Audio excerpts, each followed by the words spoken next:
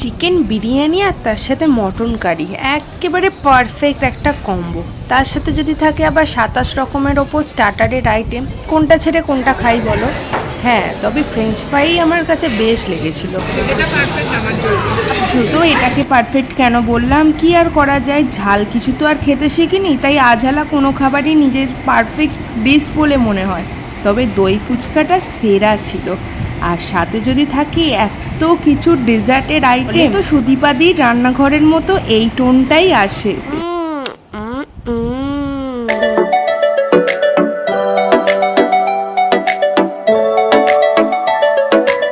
তবে আজকের ব্লগটা কিন্তু এই জায়গাটা থেকে শুরু হয়েছিল। জায়গাটা কোথায় সবাই চেনো, নিউ মার্কেট ধর্মতলা। তবে এই প্রথমবার নিউ মার্কেটে গিয়েও কিছু কেনাকাটা বা ঘুরে দেখা কিছুই করা হয়ে ওঠেনি।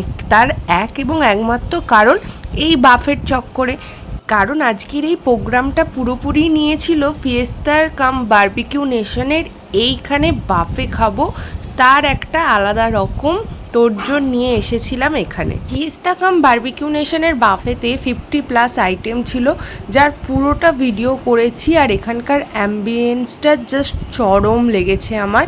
এতটা স্পেস নিয়ে এই জায়গাটা পুরো তৈরি হয়েছে, মানে এই সেট আপটা অসাধারণ।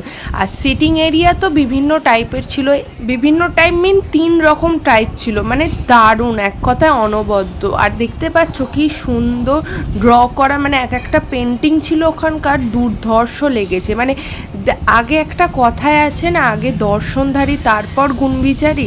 রান্নার টেস্ট কীরকম কি সেটা খাওয়ার সাথে সাথে আমি রিভিউ দিয়েছি, তোমরা দেখতে পাবে।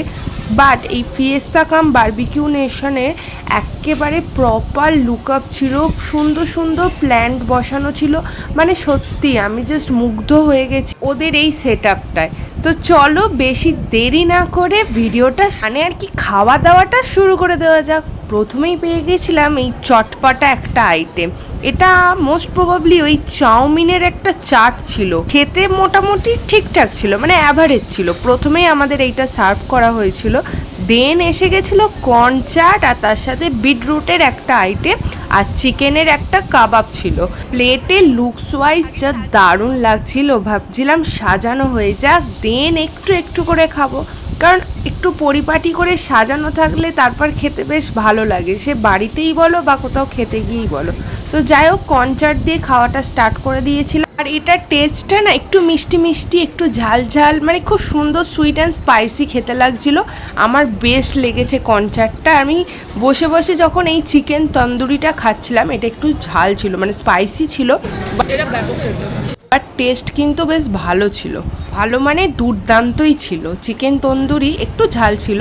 তারপরে পেয়ে গেছিলাম এরকম চিকেন টিক্কি সসেস টাইপের একটা কাবাব, এটাও বেশ টেস্টি ছিল। এটা অতটা ঝাল ছিল না, মানে স্পাইসি ছিল না বলে আমার খেতে ভালো লেগেছিলো।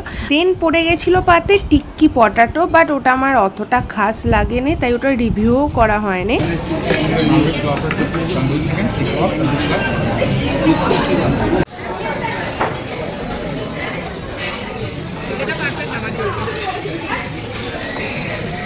এই ডিশটার নাম ছিল সালসা স্পাইসড পটাটো, বাট একদমই কিন্তু স্পাইসি ছিল না, দারুণ টেস্ট ছিল। আর বেস্ট লেগেছিল এই চিকেন উইংসটা। মানে এতগুলো ডিশ খেয়েছি, 10 রেটিং, মানে 10 আউট অফ 10 যদি বলা যায়, তাহলে চিকেনের আইটেমগুলোর মধ্যে এই আইটেমটা আমার বেস্ট লেগেছিলো। আর অবশ্যই কনচার্টটাও আমি 10 রেটিংয়ের আউট অফ 10ই দেবো। মানে রেটিং ওয়াইজ কিন্তু এই চিকেন উইংসটা জাস্ট অসাধারণ ছিল। আর তার সাথে সাথে চিকেনের আরও অনেকগুলো আইটেম হয়েছিল, প্লেটটা সাজানো আছে, তোমরা দেখে বুঝতে পেরেই গেছো। তো এখন তোমাদের সাথে রিভিউ দিচ্ছি কুং পাও চিকেনেরটার টেস্টটা কেমন হয়েছিল। এটাও মোটামুটি খারাপ নয়, মানে ভালোই ছিল, ধরো এই 8 আউট অফ 10 দেওয়া যেতেই পারে। দেন আমি হাতে করেই নিয়েছিলাম এই চিকেনের উইংসটা। এটা জাস্ট মানে এক্সপ্রেশন কতটা দিয়েছে আমি বুঝতে পারছি না, বাট এটা আমি মন দিয়ে খেয়েছিলাম। কারণ ঝাল ছিল না, ওই চিলি টাইপের একটা ব্যাপার ছিল, মানে চিলি চিকেনের মতো খানিকটা সর্টে করা ছিল। তো ঠিক আছে, বেশ ভালোই লেগেছিল, মানে ওটা 10 আউট অফ 10 বলা যেতেই পারে। আর ফিশ ফ্রাইও ট্রাই করেছিলাম, বাট ওটা অ্যাভারেজ ছিল, 7 আউট অফ 10 বলতে পারো। আর দহি কা শোলে বড্ড অয়েলি ছিল, নিয়েছিলাম টেস্ট করব বলে, বাট অয়েলি এত হাতটা তোমরা দেখে নিয়েছিলে, ওটা আমি আর টেস্ট করতে পারিনি, মানে আমার ভালো লাগেনি ডিশটা, তাই ওটা আমি স্কিপই করে গেছিলাম। আর এইটা ছিল পুরোপুরি লাইভ কাউন্টার, যেখানে তোমরা যদি বলো যে তোমরা যেরম কোয়ান্টিটি ফুচকা নিতে চাও, সে দই ফুচকা বা জল ফুচকা যা যা খেতে চাও সেটা তোমরা পেয়ে যাবে এই লাইভ কাউন্টার থেকে। তোমাদের সামনে এরকম বানিয়ে দেওয়া হবে। আমি নিয়েছিলাম টেস্ট করব বলে দই ফুচকা, দই ফুচকার টেস্টটা খেয়েছি, তোমরা সেটা ভিডিওতে দেখতে পাবে। আর মোমোও ছিল এখানে, মোমো তো তোমাদের খুব সুন্দর করে অর্গানাইজডভাবে সাজিয়ে দেওয়া হচ্ছিল আমাদেরকে, বাট আমরা নিইনি, কারণ পেটে জায়গা ছিল না।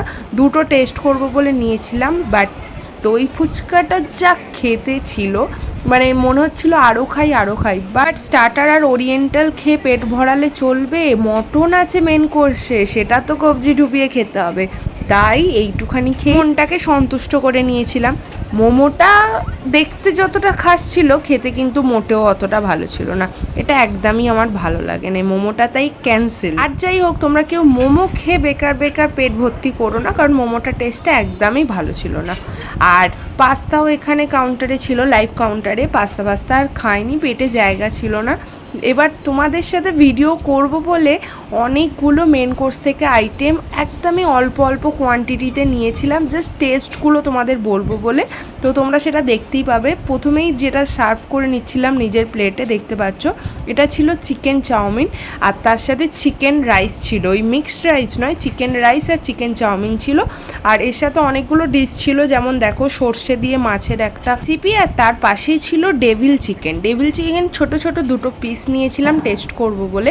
আর বাটার চিকেন ভাবছিলাম নেব কি নেব না, তো টেস্ট করব বলে এক পিস ছোট দেখে নিয়েই নিয়েছিলাম। তারপরে তো ছিল চিকেন বিরিয়ানি।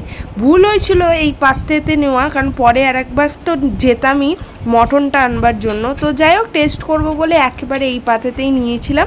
প্লেটটা তাই হচপচ হয়েছিল, বাট কিছু করার নেই। মটনটা ভাবছিলাম পাত্রেতেই সাজাবো নাকি পরের বারে এসে খাবো, তাই একেবারে পোলাও মটন এগুলো স্কিপ করে এখন অনেকটাই নিয়ে নিয়েছিলাম। এগুলোকে এবার টেস্ট করবার পালা, কিরাম কি টেস্ট হবে সেটাই একটু কনফিউশনে ছিলাম। আর এত যে সাজিয়েছিলাম, খেতে পারবো কিনা খুব টেনশানে ছিলাম। যাই হোক, আমার সঙ্গী ছিল, ভরসা ছিল যে যা খেতে পারবো না তার পাতে আমি পাচার করে দেবো। যাই হোক, অনেক মজার গল্প হয়ে গেল। এবার চলো রিভিউ দেওয়ার পালা। চিকেন চাউমিনটা টেস্ট করে তো তোমাদেরকে দেখিয়ে দিলাম। চিকেন চাউমিনটা 8.5 আউট অফ 10-এর মধ্যে আমি দেবো, বেশ ভালোই ছিল। আর পনিরটা কিন্তু দারুণ লেগেছিল, 9.5 আউট অফ 10 আমি দেবো। আর এর সাথে নিয়েছিলাম চিকেনের যে রাইসটা, এটা না অতটা ঠিক ভালো লাগে না, বাট হয়তো আমার মুখে সমস্ত কিছু পরপর খাচ্ছিলাম বলে হয়তো অতটা টেস্টি লাগে না, বাট ঠিক আছে, ওটা অ্যাভারেজ 7 আউট অফ 10 আমি আমার তরফ থেকে দিচ্ছি। এগুলো সমস্তটাই আমার নিজস্ব মতামত। আর তারপরে টেস্ট করছিলাম বিরিয়ানি। বিরিয়ানি হাতে করে না খেলে কি চলে? হাতে করে বিরিয়ানিটা খাচ্ছিলাম, আর বিরিয়ানিটা দারুণ লেগেছিল, মানে 10 আউট অফ 10। বিরিয়ানির টেস্ট অসাধারণ ছিল। তাই ওই খাবারটা মোটামুটি যা খেতে পেরেছিলাম, খাওয়ার পরে চলে এসেছিলাম বিরিয়ানি আর একটু পোলাওটা নিয়েছিলাম। মটনের সাথে টেস্ট করে দেখবো কোনটা বেস্ট লাগছে। বিরিয়ানির সাথে আর চিকেনটা তখন নিইনি, চিকেনটা স্কিপ করেছিলাম। ওই বিরিয়ানির ভাতটা নিয়েছিলাম, আর তার সাথে একটু মটন নিয়েছিলাম। মটনের কারির কালারটা জাস্ট দেখেছো, মানে মটন কারি তো মটন কারিই হয়েছে। খুব বেশি যে অয়েলি ভাব দেখে তোমরা বুঝতে পারছো না হয়তো, একদমই সামনাসামনি, মানে টেস্ট করেছি যখন সেটা রিভিউতে তোমাদের বলবো, বাট মোটেও যে অতটা পরিমাণ অয়েলি ভাব একদমই ছিল না। তো প্রথমেই পোলাও দিয়ে মটনটা টেস্ট করে দেখছিলাম। পোলাওটা না একটু মিষ্টিটা বেশি ছিল, তো পোলাওটা অতটা টেস্টি লাগে না। বাট চিকেন বিরিয়ানির সাথে এই মটন কারিটা জাস্ট বেস্ট লেগেছে, মানে এত দারুণ টেস্ট হয়েছিল। আর মটনটা কিন্তু না জাস্ট মেল্ট হয়ে যাচ্ছিল।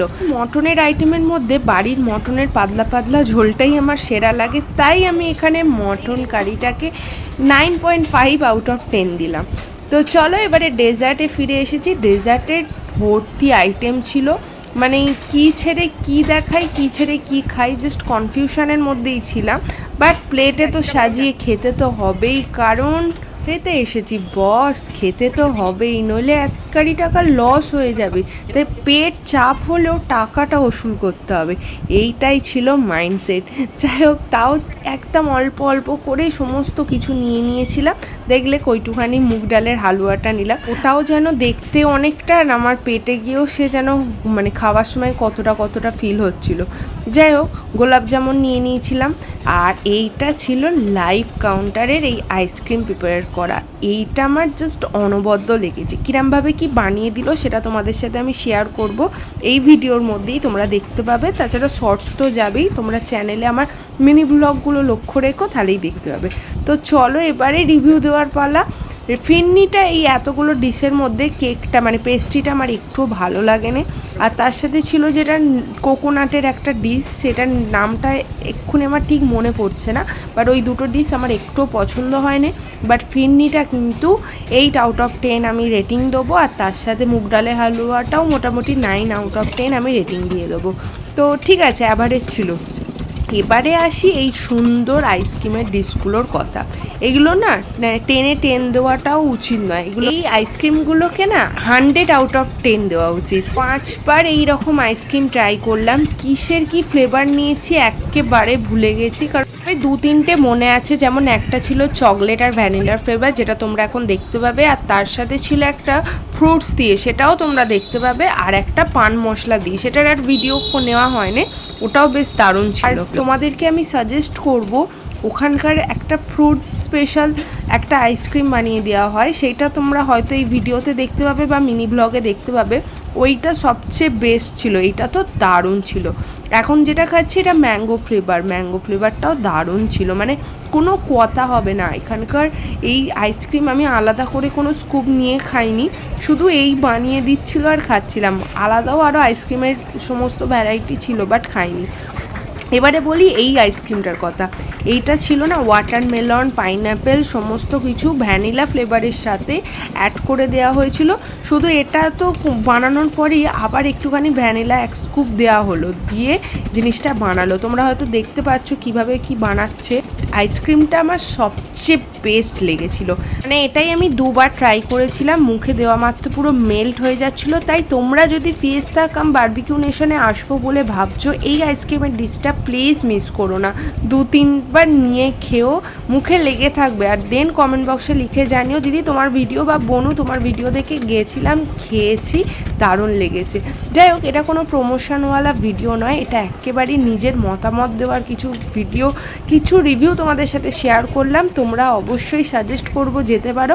আর এই বাফেটে কিন্তু পার পারসন লেগেছে 599 করে, প্লাস সার্ভিস চার্জ আর জিএসটিটা অ্যাড হয়ে ওই 675 পার পারসন। তাহলে এখনও ভাবছো তোমাদের ড্রিম আছে একবার বাফে ট্রাই করব, একদম আমার মতো চলে আসতে পারো। এটা আমার জন্য ফার্স্ট টাইম ছিল কোনো বাফেতে বসে খাওয়া। একদমই দেরি না করে ফিয়েস্তা মাত্র 599 টাকায় কিন্তু এনাফ ডিশ পার পারসনের জন্য। স্টার্টার, ওরিয়েন্টাল বা মেন কোর্স সমস্ত কিছুই আনলিমিটেড, তোমরা তো ভিডিওতে পুরোটাই দেখলে। তো তাই দেরি না করে ধর্মতলায় যদি আসবো মনে করছো, একেবারে ভিজিট করে নিও।